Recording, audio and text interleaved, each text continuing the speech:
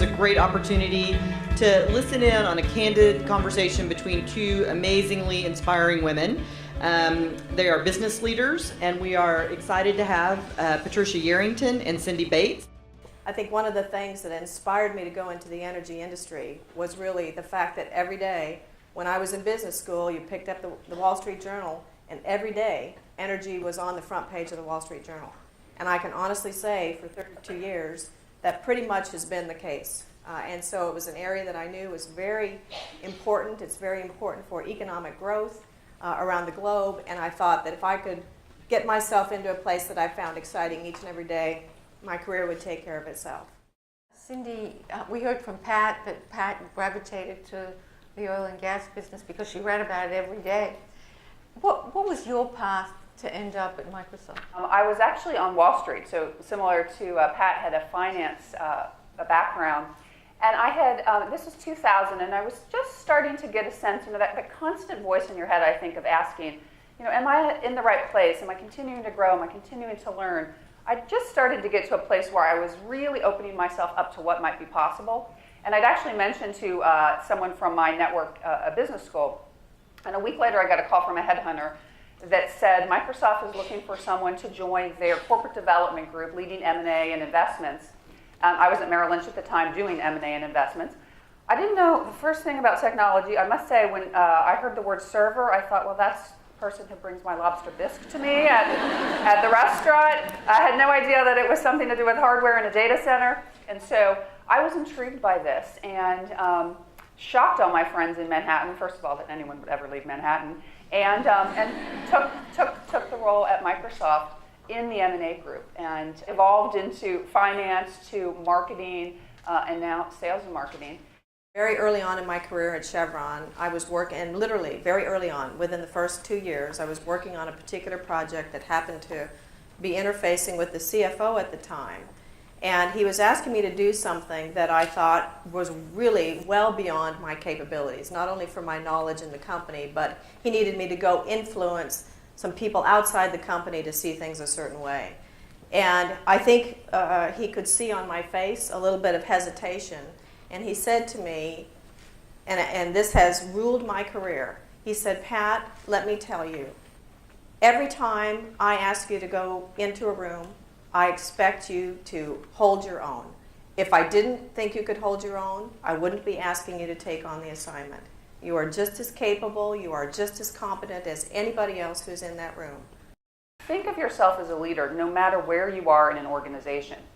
What does it mean to be a leader? Have a point of view.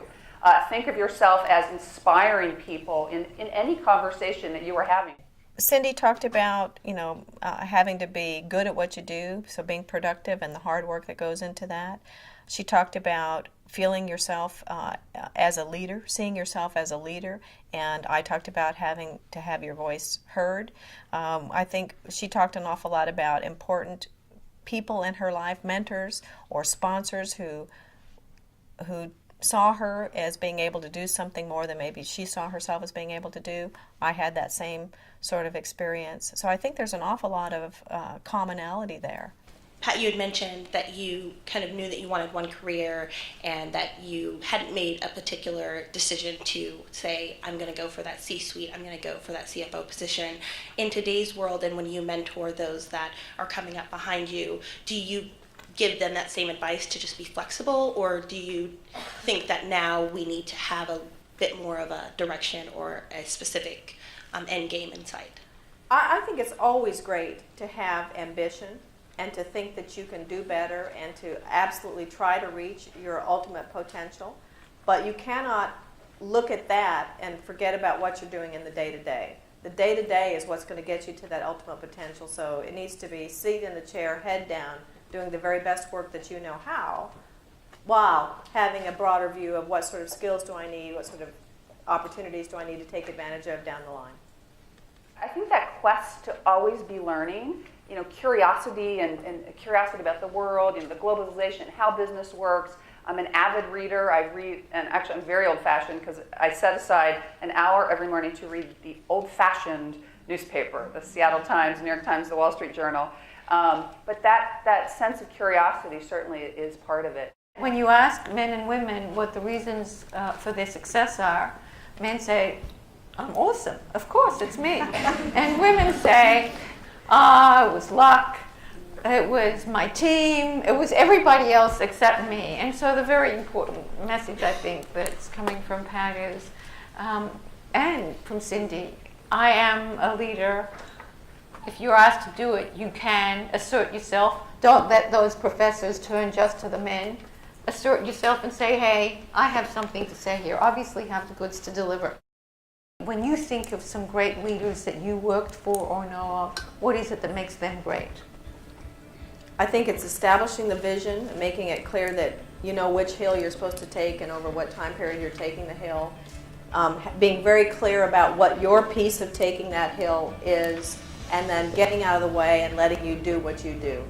And the only time you go to them is when you need some help with resources. But they're not looking over your shoulder every day. They're not trying to give you more advice than you really want, but they really believe in you and they step back and let you